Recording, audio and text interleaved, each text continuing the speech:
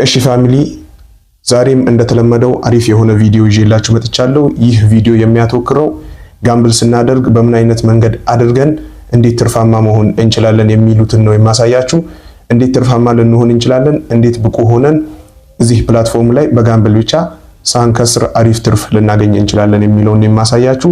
ብዙዎቻችን የታወቀ ነው ኮይን እንገዛለን፣ የተለያዩ ኮይኖችን ገዝተን ነገር ግን እኛ ጋር እየሆነ ያለው ወዲያውኑ በሰከንዳቶች አስበልተነው እንደገና ሌላ ኮይን እየገዛን ያለነው። ነገር ግን እንደዛ ሳናደርግ እዚህ ፕላትፎርም ላይ አንዴ በገዛነው ኮይን ብዙ ጊዜ እንዴት መቆየት እንችላለን የሚለውን የማሳያችሁ።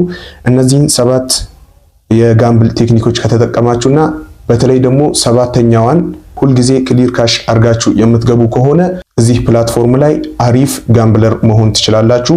ኮይናችሁን ሳትከስሩ በብዛት ማጠራቀምና በብዛት መሰብሰብ ትችላላችሁ ማለት ነው። አቃለው ብዙ ጊዜ ይሆናል ከጠፋውባችሁ ቪዲዮ በዩቲዩብ መስራት ካቆምኩኝ 3-4 ወሮችን አስቆጥሬያለሁ እና ይህ ቪዲዮ ቫይራል ሊወጣ ስለማይችል እናንተ የምትችሉትን ያክል ላይክ ሼር በማድረግ እስከ መጨረሻው ተከታተሉኝ። ይህ ቪዲዮ እናንተ ላይክ ሼር እስካደረጋችሁ ድረስ ቫይራል የማይወጣበት ምንም አይነት ምክንያት የለውም። ስለዚህ ለዚህ ቤት አዲስ ከሆናችሁ ቤቱን ሰብስክራይብ አድርጉት፣ ቪዲዮን ላይክ በማድረግ እስከ መጨረሻው ተከታተሉኝ። ይህን ቪዲዮ ላይክ እያደረጋችሁ ቫይራል እንዲሆን አድርጉት። በቀጣይ አሪፍ ቪዲዮዎችን እንደምሰራላችሁ አትጠራጠሩ። ቀጥታ ወደ 7ቱ ስቴፖች የምንገባ ይሆናል። ከ7ቱ ትምህርቶች የመጀመሪያ ብዬ ያስቀመጥኩላችሁ አንደኛው ሰዓታቸውን ለይቶ ማወቅ፣ ጋምብል የምንጫወትበትን ሰዓት ለይተን ማወቅ ማለት ነው። ይህ ማለት 2 አይነት ሰዓቶች አሉ። በጣም አሪፍ የሚሰጡበት ሰዓት ከምሽቱ 3 ሰዓት ተኩል በኋላ ሲሆን ጋምብል አሪፍ የሚሰጥበት ሰዓት ነውና በዛ ሰዓት ሁላችንም ጠብቀን ልንሰራ ይገባል፣ ወይም ደግሞ በዛ ሰዓት ጋምብል ማድረግ አለብን። ጋምብል ስናደርግ እንዴት እንደምናደርግ ደግሞ በቀጣዩ ስቴፕ የምነግራችሁ ይሆናል። ማታ አንደኛው ሰዓት ሲሆን ሁለተኛው ሰዓት ደግሞ ቀን ከ7 ሰዓት እና ከ8 ሰዓት በኋላ የምናደርጋቸው የጋምብል አይነቶች በጣም ትርፋማና ውጤታማ ያደርጉናል። እነዚህን 2 ሰዓቶች በደንብ ልትጠባበቋቸው ይገባል። ሁለተኛ ስቴፕ ብዬ ያስቀመጥኩላችሁ ደግሞ አለመደረብ ማለት ምን ማለት ነው የሚለውን ስናይ ሌላ ሰው እየገነበለ ከሆነ እናንተ ያን ሰው ደርባችሁ የምትገነብሉ ከሆነ ወይ እናንተን የምትበሉት ወይ ያ ሰው ነው የሚበላው። አሪፍ ኔትወርክ ካሌላችሁ እናንተ ትበላላችሁ፣ ያኛው ሰው ከናንተ በተሻለ መንገድ ያገኛል ማለት ነው። ነገር ግን የናንተ አሪፍ ኔትወርክ ከሆነ በዛ ሰው ብትደርቡበት መብላታችሁ አይቀርም። ያን ሰው በልቶ ወደ እናንተ ነውና የሚሰጣችሁ። ሁለተኛ ብዬ ያስቀመጥኩላችሁ አለመደረብ ነው። ሰው ሲገነብል እናንተም መገንበል የለባችሁ ማለት ነው። ሰው ሲገነብል እናንተ አርፋችሁ፣ ነገር ግን ያ ሰው ከገነበለ በኋላ የምትገነብሉ ከሆነ በጣም አሪፍ ይሰጣችኋል። እዚሽ ጋር አንድ ቴክኒክ ልንገራችሁና የሆነ ሰው ጋምብል ሲያደርግ ዝም ብሎ ሲበላው ካቆመ እናንተ በዛሽ ሰዓት ብትቀጥሉ የተሻለ ዊን የምታገኙት ማንንም ያላገኘውን ዊን እናንተ ታገኛላችሁ። ምክንያቱም ያን ሰው በልቶ ወደ እናንተ ነውና የሚገለብጠው። ይሄኛው አሪፍ የሆነ ዘዴ ነው፣ ተጠቀሙበት። ብዙ ሰዓት ኮይናቸው ሲያልቅባቸው ዝም ይላሉ። በዛ ሰዓት እናንተ ገብታችሁ 1-2 ብትገነብሉ በጣም ሱፐር ዊኖችን ዊን ማድረግ ትችላላችሁ ማለት ነው። ሁለተኛው አለመደረብ ሲሆን፣ ሶስተኛው ደግሞ ጋምብል አርገን ለኛ ከሰጠን ወይም ጋምብል አርገን ሲሰጠን ወዲያውኑ ማስመለጥ መቻል አለብን። ይህ ማለት 5000 ይዘን ገብተን ከሆነ 10000 ካደረስ 5000 ለራሳችን ጊፍት መስጠት፣ ወይም ደግሞ 5000 ይዘን ገብተን እኛ 15000 እና 20000 ከደረስ ለራሳችን የተወሰነ ጊፍት እየሰጠን ማስመለጥ ዋናውን ማንሳት አለብን። ይህን የምናደርግ ከሆነ በመሃል የሆነ ክፍተት ስለምንፈጥር ፕላትፎርሙ በረሳን ሰዓት ተመልሰን ገብተን ጋምብል አርገን ዊን ማድረግ እንችላለን ማለት ነው። ሶስተኛው ሲሰጠን ማስመለጥ የሚለው ሲሆን፣ አራተኛው ደግሞ በፍጥነት ወይም በዝግታ መጫወት። ይህም ትልቅ የሆነ ጋምብል ላይ ትልቅ የሆነ ቴክኒክ ነው። ይህም ማለት እኛ ጋምብል ስናደርግ በዝግታ የምናደርግ ከሆነ ነገር ግን ጋምብሉ እኛ ላይ ምንም አይነት ስጦታን ያልሰጠን ከሆነ አቁመን እንደገና ስፒድ መቀጠል አለብን። ይህ ማለት በተግባር ላሳያችሁ። ላኪ ላይ ካደረጋችሁ በኋላ ኦል የሚለውን ነክታችሁ እንደምታዩት ብዙ ሰዓት ብንጫወት የሚመከረው ሎሊፖፕ ላይ ነው። እና የተለያዩት ላይ የምትጫወቱ ከሆነ ከፍተኛ በሆነ መደብ ነው መጫወት ያለባችሁ። ሎሊፖፕ ላይ አርገን እንደዛውም እዚህ ጋር ሴንድ ብለን በምንጫን ሰዓት ወደ ሰዎቹ መበተን ይጀምራል። በዚህ መልኩ ሲበተን እናንተ እዚህ ጋር ኮምቦ የምትለዋን በተመሳሳይ ሰከንዳቶች የምትነኩ ከሆነ ይሄ ምን ይባላል? በዝግታ መጫወት ይባላል። አሁን እኔ የተጫወኩት ያለው በዝግታ ይባላል። በዚህ መልኩ ስትጫወቱ ሱፐር ዊኖችን ካልሰጣችሁ ታቆማላችሁ። በዚህ መልኩ ምንም ካልሰጣችሁ ታቆማላችሁ፣ ወይም ደግሞ ሳታቆሙ እዛው መቀጠል ትችላላችሁ። ስፒድ ላይ አርጋችሁ በዚህ መልኩ መቀጠል ትችላላችሁ። በዚህ መልኩ ስትቀጥሉ ላይሰጣችሁ ይችላል። ካልሰጣችሁ አቁማችሁ ያን ሰዓት አልፋችሁ የተሻለ ሰዓት ፈልጋችሁ መጫወት አለባችሁ፣ ወይም ትንሽ ተረጋግታችሁ ነው መጫወት ያለባችሁ። እንደዛ ስታደርጉ አሪፍ ዊኖችን ማግኘት ትችላላችሁ ማለት ነው። እዚህ ፕላትፎርም ላይ ሁላችሁም እነዚህን ዘዴዎች ልትጠቀሟቸው ይገባል።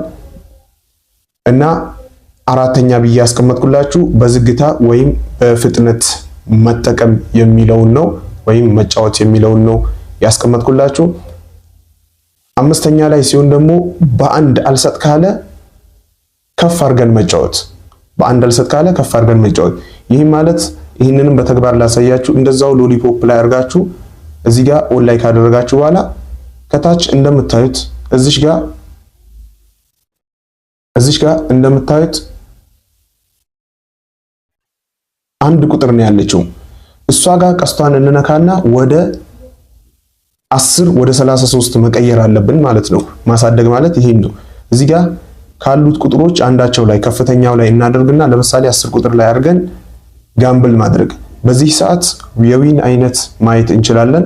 እንደምትመለከቱት በዚህ መልኩ ዊን እያደረጋችሁ መሄድ ትችላላችሁ። በጣም ነው ዊን የምታደርጉት።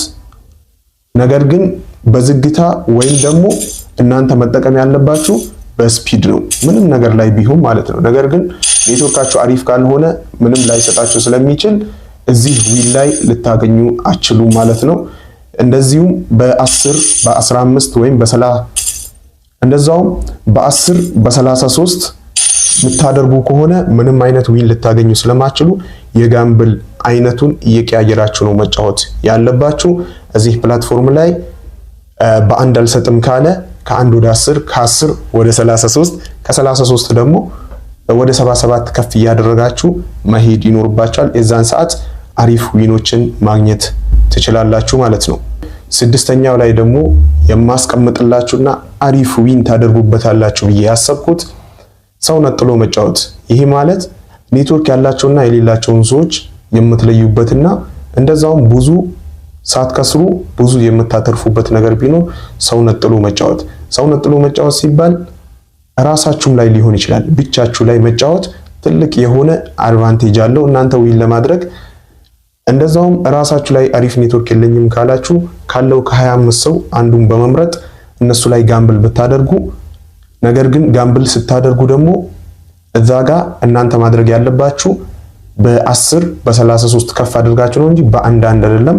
ይሄ ማለት ለምሳሌ እዚህ ጋር እንደምትመለከቱት 5 ቁጥር ላይ ጄሪና የምትላለች እሷን ነክቻት በዚህ መልኩ ሴንድ ጊፍት ላለው ሴንድ ጊፍት ካልኩ በኋላ ላኪ ላይ አስገብቼ በአንድ የምገነብል ከሆነ እንደምትመለከቱት በአንድ የምገነብል ከሆነ የምንም አይነት ዊን አይሰጠኝም። ምንም አይነት ዊን ላገኝ አልችልም ማለት ነው። ነገር ግን ይህን አንዳንዱን ትቼ እንደምታዩት እዚህ ጋር ወደ 10 ቀይሬው በ10 ብጫወት እሷ ላይ ያን ያክልም ሉስ አላደርግም፣ እንዳለ ዊን እያደረኩ ነው የምመጣው ማለት ነው። ምንም አይነት የምበላው ኮይን አይኖርም። እንደዛውም የሚሰጠኝ በጣም ከፍ አድርጎ ይሆናል ማለት ነው። ስለዚህ ሰው ነጥሎ መጫወት ትልቅ የሆነ የዊን ሲስተም ነው ማለት ነው። አንድ ሰው ላይ ሳይሆን 2 ሰው ላይ 3 ሰው ላይ ያደረጋችሁ በ10 ብትጫወቱ እንደምትመለከቱት ሱፐር ዊኖችን ማግኘት ትችላላችሁ ማለት ነው። ሰባተኛና በጣም ዋነኛው በጣም አስፈላጊ የሆነው ስቴፕ ይህኛው ስቴፕ ይሆናል። ይህን ስቴፕ ካስተካከላችሁ ሁላችሁም ጋምብል ላይ ትርፋማ መሆን ትችላላችሁ። ልጆቻችሁም ብዙ አይበሉም። ይችኛውም የመጨረሻው ስቴፕ የት ነው የምናገኛት? ካለንበት ቤት ወተን ሲቲንግ ላይ ነው የምንገባው። እንዴት እንደምንገባ ላሳያችሁ። ሚ የምትለው ላይ ከገባን በኋላ እዚህ ጋር ሚ የምትለው ላይ ከገባን በኋላ ከላይ እዚህ ጋር የሴቲንግ ምልክት አለች። ሴቲንግ የምትለው ላይ አንድ ጊዜ እንገባለን። ሴቲንግ የምትለው ላይ ስንገባ በዚህ መልኩ ያመጣልናል። ልክ በዚህ መልኩ ሲያመጣልን እንደምታዩት እዚህ ጋር ክሊር ካሽ የምትላለች እዚህ ጋር ደግሞ እንደምትመለከቱት የሆነ ያክል ሜጋባይት ያሳየናል። ይሄኛው ማለት ኔትወርካችን የተጠቀምነው ነው። ሁል ጊዜ እዚህ ጋር እየገባን ሪፍሬሽ ማድረግ አለብን ወይም ክሊር ካሽ እያደረግን ኔትወርካችንን ማጽዳት አለብን። ይህን ስናጸዳው ፕላትፎርሙ ላይ ትንሽ ስልካችን መጨናነቅ ያመጣል። ነገር ግን ስልካችን በጣም ጠንካራ የሆነ ስትሮንግ የሆነ ኔትወርክ ይኖረዋል። በዛ ኔትወርክ ተጠቅመን አሪፍ ዊኖችን ማግኘት እንችላለን። በየጊዜው እየገባን እዚህ ጋር ሪፍሬሽ ማድረጋችንን መርሳት የለብንም። ሪፍሬሽ ካላደረግነው ብዙ ሰዓት ስልካችንን ያጨናንቀውና ኔትወርኩ ምንም አይነት ዊን ላናገኝ እንችላለን። ነገር ግን ሪፍሬሽ የምናደርግ ከሆነ አብዛኞቻችን ሳንበላ እዚህ ፕላትፎርም ላይ ብቁ መሆን እንችላለን። እንደምታዩት እኔ ሁልጊዜ ሪፍሬሽ ስለማደርገው በጣም ትንሽ ሜጋባይት ነው። እናንተ በሺህ ቤት የሚቆጠር ሜጋባይት ሊሆን ስለሚችል ሁልጊዜ እዚህ ጋር እየገባችሁ ሪፍሬሽ ማድረግ አለባችሁ። ሪፍሬሽ ለማድረግ አንድ ጊዜ ክሊር ካሽ የምትሏን ትነኩና እንደዚህ ሲያመጣላችሁ ሹር የምትሏን አንዴ ትነኳታላችሁ። ሹር የምትሏን ስትነኩ በዚህ መልኩ ሪፍሬሽ ያደርግላችኋል። እንደምታዩት 70 ምናምን ሜጋባይት የነበረው አሁን 00 ኬቢ ሆኖ ቀርቷል ማለት ነው። ስለዚህ በዚህ መልኩ ክሊር ካሽ እያደረጋችሁ ፕላትፎርሙ ላይ መጠቀም ትችላላችሁ። የዛሬው ትምህርታችን ይህን ይመስላል። በቀጣይ እንዴት ሀላ ፕላትፎርም ላይ ሪቻርጅ እንደምታደርጉ በቀላሉ $10 ጀምሮ እስከምትፈልጉበት ያክል ዶላር እንዴት ሪቻርጅ እንደምታደርጉ አሪፍ ቪዲዮ ይዤላችሁ እመጣለሁ። እናንተ ስለምትፈልጉት ቪዲዮ ደግሞ ከዛሬ በኋላ ኮሜንት ላይ የተጠየቁትን ሁሉ ቪዲዮ ሰርቼ የማቀርብ ስለሆነ ኮሜንት ላይ መጠየቅ ትችላላችሁ። ከዛ በተረፈ ይህን ቪዲዮ ሁላችሁም ላይክ ማድረጋችሁን እንዳትረሱ። መልካም እድል። ኮሜንት ላይ የምትፈልጉትን ነገር መጠየቅ ትችላላችሁ።